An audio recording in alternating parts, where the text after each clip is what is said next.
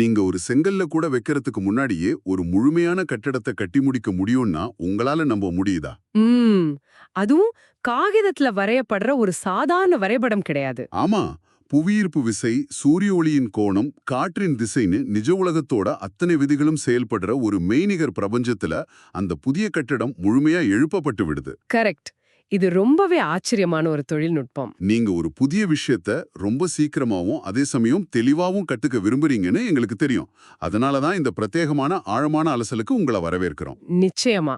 இன்னைக்கு நாம பேச போற விஷயம் வெறும் சாஃப்ட்வேர் பத்தினதில்ல. கற்பனைய எப்படி தரவுகளா மாத்துறது அப்படிங்கிற ஒரு கலை. எக்ஸாக்ட்லி. இன்னைக்கு நம்ம கையில இருக்கிற மூலப்பொருள் பாத்தீங்கன்னா ரெவிட் வில்லா மாடலிங் கைடு. ஓ, அந்த யாதவ் வில்லா ப்ராஜெக்ட். ஆமா, யாதவ் வில்லா பாணியில ஒரு நவீன 2 மாடி கட்டிடத்தை ரெவிட் மென்பொருளை பயன்படுத்தி எப்படி உருவாக்குறது அப்படிங்கிற வழிகாட்டி தான் இது. இதோட நோக்கம் சும்மா சாஃப்ட்வேர்ல எந்த பட்டனை அழுத்தணும்னு கத்துக்கிறது கிடையாது. கரெக்ட். ஒரு டிஜிட்டல் ட்வின், அதாவது மெய்நிகர கட்டிடத்தை நிஜத்துல கட்டுறதுக்கு முன்னாடி எப்படி தர்க்க ரீதியா உருவாக்குறாங்க அப்படிங்கறத புரிஞ்சுக்கிறது தான். இந்த கட்டிடத்தோட சிறப்பம்சங்கள் பாத்தீங்கன்னா தட்டையான கூரை, வெள்ளை நிற பூச்சு, கல்முகப்பு. அப்புறம் பெரிய கண்ணாடி ஜன்னல்கள், முதல் தளத்துல கண்ணாடி தடுப்புகளோட ஒரு பால்கனி, செங்குத்தான உலோக துடுப்புகள்னு ரொம்பவே மாடர்னா இருக்கு. ஆமா, அலங்கார நுழைவாயில் கூட இருக்கு. சரி, இதை கொஞ்சம் விரிவாக பார்ப்போம். முதல்ல இந்த ப்ராஜெக்ட் செட்டப், அப்புறம் கிரிட்ஸ். ஒரு பில்டிங்க்கு வண்ணம் பூசுறதுக்கு முன்னாடி அளவீடுகளை செட் பண்ணணும் இல்லையா? கண்டிப்பா. இங்க ரொம்ப சுவாரஸ்யமான விஷயம் என்னன்னா, அளவீடுகளை மில்லி மீட்டர்ல செட் பண்ண சொல்றாங்க. ஏன் அவ்வளோ துல்லியம்? ஒரு வீட்டை மீட்டர்லயோ இல்ல அடிக்கணக்கிலையோ வரையலாமே. ஏன்னா தசம எண்கள்ல சின்ன பிழை வந்தாலும் ஒரு 10 மாடி கட்டும்போது அது பல அடி வித்தியாசத்தை காட்டிடும். அதனாலதான் ஆரம்பத்திலேயே மில்லி மீட்டர்ல செட் பண்றாங்க. ஓஹோ, அப்போ தரை தளத்தை 0 மில்லிமீட்டர்லயும் முதல் தளத்தை 3000 மில்லிமீட்டர் உயரத்திலையும் கூரைய 6000 மில்லிமீட்டர்லயும் செட் பண்றதுக்கு இதுதான் காரணமா? எக்ஸாக்ட்லி. இந்த தளங்கள் தான் அந்த கட்டிடத்தோட ஈர்ப்பு மையங்கள். ஆஹா, இந்த 0, 3000, 6000 அப்படிங்கறதெல்லாம் வெறும் எண்கள் கிடையாது. அவை அந்த மெய்நிகர் உலகத்தோட சட்டங்கள்னு சொல்லலாம். ஆமா. இதுக்கப்புறம் கிரிட்ஸ் உருவாக்குவாங்க. இந்த கிரிட்ஸ் அப்படிங்கிறது பார்க்கறதுக்கு மனித உடலோட கண்ணுக்கு தெரியாத எலும்பு கூட்ட அமைக்கிறதுக்கு சமம்னு தோணுது. முதுகுத்தண்டு வளைஞ்சா விலா எலும்புகளும் சேர்ந்தே வளைவது போல. ரொம்ப அழகான ஒப்பீடு.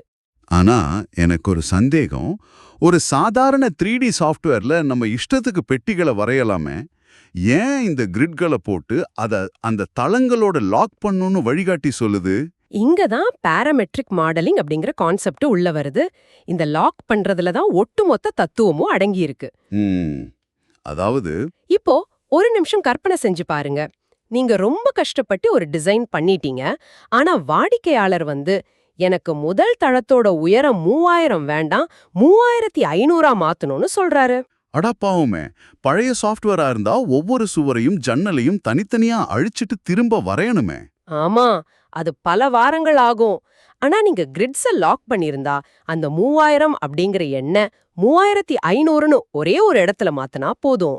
ஓ, அந்த தளத்தோட இணைக்கப்பட்ட சுவர் எல்லாமே தானா மாறிக்குமா? கண்டிப்பா. எல்லாமே தன்னோட உயரத்தை தானாவே நீட்டிக்கும். நீங்க சொன்ன அந்த எலும்புக்கூடு உதாரணம் ரொம்ப சரி.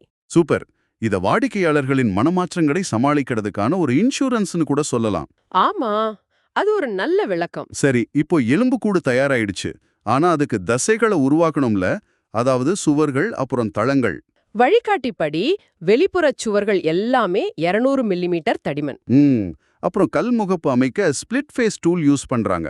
ஆமா, தளங்களுக்கு 150 மில்லிமீட்டர் தடிமன் கொண்ட கான்கிரீட் ஸ்லாப்கள் பயன்படுத்தப்படுது. இதுல என்ன குழப்பின விஷயம் என்னன்னா, பேஸ் கன்ஸ்ட்ரெயின்ட் அப்புறம் டாப் கன்ஸ்ட்ரெயின்ட் அப்படிங்கிற வார்த்தைகள் அடிக்கடி பயன்படுத்துறாங்க. இது ரொம்ப முக்கியமான விஷயம். கன்ஸ்ட்ரெயின்ட்னா ஒரு சுவரை தரைக்கும் கூரைக்கும் இடையில ஒரு ரப்பர் பேண்ட் மாதிரி கட்டி வைக்கிறதா? மிக சரியான புரிதல். பழைய 3D சாஃப்ட்வேர்ல சுவர்னா அது வெறும் ஒரு பெட்டி தான். அதுக்கு தான் ஒரு சுவர்னு தெரியாது. ஓ, ஆனா இந்த பிம் தொழில்நுட்பத்துல அப்படி இல்லையா? இல்ல, நீங்க சுவர வரையும் போது உன்னோட பாதம் தரைத்தளத்துல இருக்கணும், தலை முதல் தளத்தை முட்டிக்கிட்டு இருக்கணும்னு அதுக்கு கமாண்ட் கொடுக்கறீங்க. அட, அப்போ இது வெறும் படம் வரையறது கிடையாது. ஒவ்வொரு செங்கல்லும் தன்னிடம் என்ன தகவல்கள் இருக்குன்னு தெரிஞ்சு வச்சிருக்கிற ஒரு டேட்டாபேஸ். எக்ஸாக்ட்லி. அதனால தான் ரூம் பவுண்டிங் அப்படிங்கிற ஆப்ஷனை ஆன் பண்ணி வைக்க சொல்றாங்க.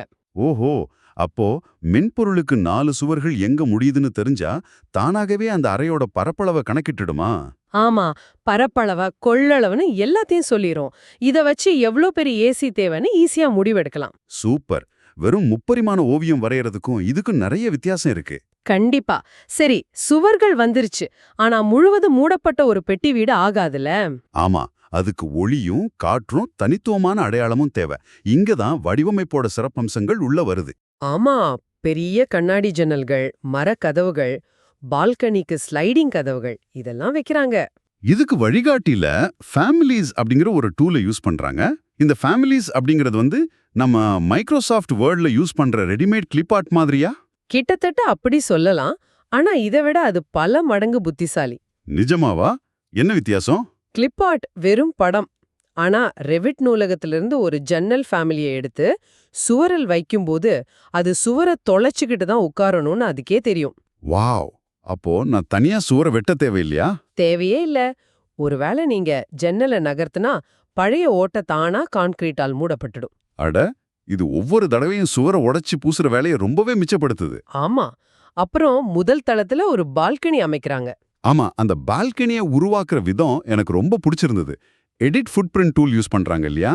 கரெக்ட். புதுசா ஒரு தளம் வரையாம இருக்கிறத விரிவுபடுத்துறாங்க. இத படிக்கும்போது எனக்கு எப்படி தோணுச்சுன்னா, ஒரு மர அலமாரியில இருந்து டிராயரை வெளியே இழுக்கிற மாதிரி ஒரு ஃபீல். ரொம்ப ஆப்டான உதாரணம். சுவரை உடைக்காம தளத்தை மட்டும் வெளியே இழுத்து விளிம்புல ஒரு கண்ணாடி தடுப்பு அமைச்சிடுறாங்க. சூப்பர். இதெல்லாம் வழக்கமான வீடுகள்ல இருக்கிற அம்சங்கள் தான். ஆனா இந்த யாதவ் வில்லாவுக்குன்னு ஒரு பிரத்யேகமான டிசைன் இருக்குல்ல. ஓ, அந்த செங்குத்தான உலோக துடுப்புகள் பத்தி சொல்றீங்களா? Lower fins. ஆமா, வலதுபுற மேல்முகப்புல வருமே. இந்த வழிகாட்டியில இத சாதாரண ஃபேமிலிஸ் மூலமா செய்யாம இன்பிளேஸ் ஃபேமிலி அப்புறம் அரே டூல் பயன்படுத்தி செய்ய சொல்றாங்க. ஏன் அப்படி? ஏன்னா அது ஒரு தனித்துவமான டிசைன். நான் ஒரு துடுப்பை வரைஞ்சிட்டு அதை அப்படியே ஒரு 10 தடவை காப்பி பேஸ்ட் செஞ்சுட்டு போயிடலாமே. நீங்க காப்பி பேஸ்ட் செஞ்சா என்ன நடக்கும்னு யோசிச்சு பாருங்க. அந்த 10 துடுப்புகளுக்கும் இடையில இடைவெளி துல்லியமா இருக்காது. அதுவும் உண்மைதான். அதனால தான் அந்த குறிப்பிட்ட இடத்துக்காக அங்கே இன்பிளேஸ் ஃபேமிலி உருவாக்குறாங்க. அப்புறம் அரே கருவியை பயன்படுத்தும் போது மென்பொருள் கிட்ட ஒரு கணித விதியை தர்றோம், கரெக்டா? எனக்கு சரியா 60 மில்லிமீட்டர் இடைவெளி வேணும்னு சொல்றோம். எக்ஸாக்ட்லி. அரே டூல் தானாவே தூரத்தை கணக்கிட்டு துடுப்புகளை சமமா அடுக்கிடும். அப்ப இது வெறும் டிசைன் மட்டும் கிடையாது, ஒரு கணித சமன்பாடு. ஆமா. ஒருவேளை வாடிக்கையாளர் வந்து எனக்கு 10 துடுப்புகள் வேண்டாம், 15 வேணும், ஆனா அதே இடத்துக்குள்ள அடங்கணும்னு சொன்னா நான் அந்த என்ன மட்டும் மாத்தினா போதுமா? மென்பொருளே அந்த இடைவெளியை ரீகால்குலேட் பண்ணிக்குமா? கண்டிப்பா. மனித உழைப்பால பல மணி நேரம் ஆகுற வேலைய இது சில வினாடிகள்ல முடிச்சிடும். ரொம்பவே சுவாரஸ்யமா இருக்கு. சரி, இப்ப நம்ம வீட்டோட கட்டமைப்பு முழுமையா முடிஞ்சிருச்சு. ஆமா, ஆனா ஒரு அழகான வில்லா காத்துல மிதக்க முடியாதே. கரெக்ட். அதுக்கு ஒரு நிலம் வேணும், இயற்கை சூழல் வேணும். அதனாலதான் வழிகாட்டியோட கடைசி பகுதியில டோஃபோ சர்ஃபேஸ் மூலமா நிலப்பரப்பு, புல்வெளி, அப்புறம் மரங்கள்லாம் உருவாக்குறாங்க. 900 மில்லிமீட்டர் உயரத்துல ஒரு சுற்றுச்சுவர் கூட அமைக்கிறாங்க. சரி, இதெல்லாம் முடிஞ்சதுக்கு அப்புறம் இத வாடிக்கையாளர்கிட்ட எப்படி காட்டுறது? அங்கதான் ரெண்டரிங் அப்படிங்கிற மாயாஜாலம் வருது. ஆனா எனக்கு ஒரு முரண்பாடு தோணுச்சு. ரெவிட்லயே ரெண்டரிங் பண்ண முடியும்னு வழிகாட்டில சொல்லியிருக்காங்க. அப்புறம் ஏன் என்ஸ்கேப் அல்லது லூமியான் மாதிரி வேற மென்பொருளை பயன்படுத்த பரிந்துரைக்கிறாங்க? இது ஆக்சுவலா முரண்பாடு இல்ல. ரெவிட் வந்து பொறியாளர்களுக்கான ஒரு டேட்டாபேஸ். அதுல அளவீடுகள்லாம் துல்லியமா இருக்கும். ஆனா வாடிக்கையாளர்கிட்ட போய் உங்க சுவரோட தடிமன் 200 மில்லிமீட்டர்னு சொன்னா அவங்களுக்கு புரியாது, அதை ஃபீல் பண்ணவும் முடியாது. ஓ, வாடிக்கையாளர்களுக்கு தேவை இமோஷன்ஸ், அதாவது உணர்வுகள். எக்ஸாக்ட்லி. காலையில சூரிய ஒளி அந்த பெரிய கண்ணாடி ஜன்னல் வழியா எப்படி உள்ள வருது, கல் முகப்பு நெஜத்துல எப்படி பளபளக்கும்னு அவங்க பார்க்கணும். ஆஹா, அப்படி என்றால் அளவீடுகள் ரெவிட்ல இருக்கு, ஆனா ஆன்மா என்ஸ்கேப்ல இருக்குன்னு சொல்லலாமா? ரொம்ப அருமையான ஒப்பீடு. என்ஸ்கேப் வந்து ஒளியியல ரொம்ப துல்லியமா கையாளும். அதனாலதான் ப்ராஜெக்ட்ஸ் அப்ரூவ் ஆகுது. ரொம்ப தர்க்கரீதியா இருக்கு. வாடிக்கையாளரோட உளவியலை புரிஞ்சுகிட்டு தொழில்நுட்பத்தை பயன்படுத்துறது சூப்பர். ஆமா. ஆனா இந்த வழிகாட்டியோட கடைசியில கொடுத்திருக்கிற சில முக்கிய அமைப்புகள் என்னை கொஞ்சம் மிரள வச்சது. வியூ ரேஞ்ச், வால் ஜாயின்ட்ஸ், ஃபேஸஸ்னு ஏகப்பட்ட விஷயங்கள் இருக்கு. அதெல்லாம் ரொம்ப அட்வான்ஸ்டு செட்டிங்ஸ். குறிப்பா இந்த வியூ ரேஞ்ச். இவ்ளோ தரவுகளுக்கு மத்தியில நாம என்ன செய்யறோம்னு நமக்கே குழப்பம் வராம இருக்க இது எப்படி உதவுது? இத புரிஞ்சுக்க ஒரு எம்ஆர்ஐ ஸ்கேன் மாதிரி கற்பனை பண்ணிக்கோங்க. ம் உடல ஒரு குறிப்பிட்ட கோணத்துல வெட்டி பார்க்கற மாதிரி சொல்றீங்களா?